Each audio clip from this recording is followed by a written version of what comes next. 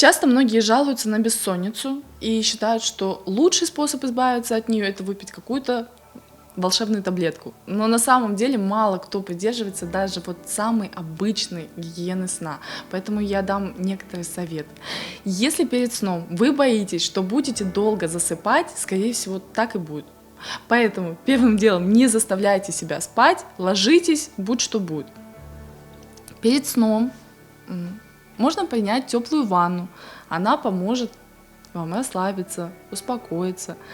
Когда вы уже находитесь в постели, лежа в постели, перед тем, как выключить свет, почитайте какую-нибудь художественную литературу. Банальный совет, конечно, но тем не менее он действенный. Книга должна быть легкой, без какого-то закрученного сюжета, иначе она может поглотить вас, и вы не уснете. Проснувшись среди ночи, желательно оставаться в постели, не нужно вставать. Если вы подниметесь, это выведет вас из состояния сна. Как вариант, можно еще немного почитать ту книгу, которая у вас лежала, а когда вы почувствуете сонливость, выключить свет и продолжить спать. Если вы чувствуете, что не можете переключиться с переживаний о следующем дне, о том дне, который прошел, возьмите лист бумаги, ручку и просто запишите все свои переживания. Перечислите планы на завтра, напишите, чего вы боитесь.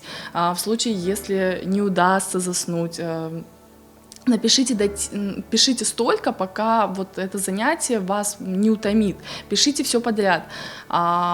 Содержание не имеет такого большого значения. Этим действием вы должны выпустить ту психическую энергию, которая вам не дает уснуть.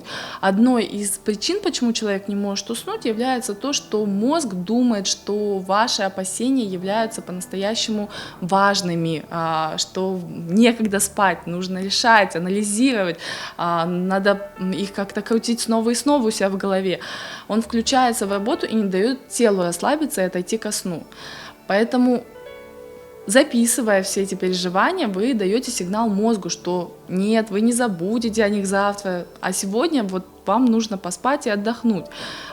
Вспомните хотя бы те моменты, когда вам очень хотелось спать, но вот действительно нужно было бодрствовать. Например, когда вы готовились к какому-то сложному экзамену до утра или писали курсовую в последнюю ночь перед защитой, как это часто бывает.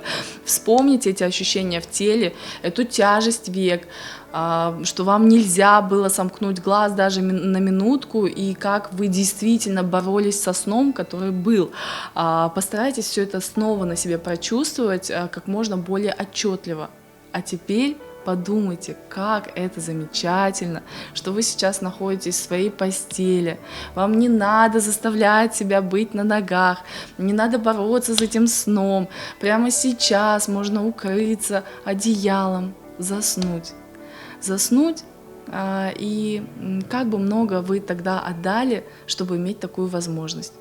Почувствуйте это состояние. У вас нет никаких оснований, чтобы не спать, поэтому оставайтесь в этом прекрасном чувстве благодарности, пока вы не заснете. Надеюсь, эти несложные советы окажутся вам полезны. Ну, а если нет, то вы всегда можете получить консультацию у специалистов.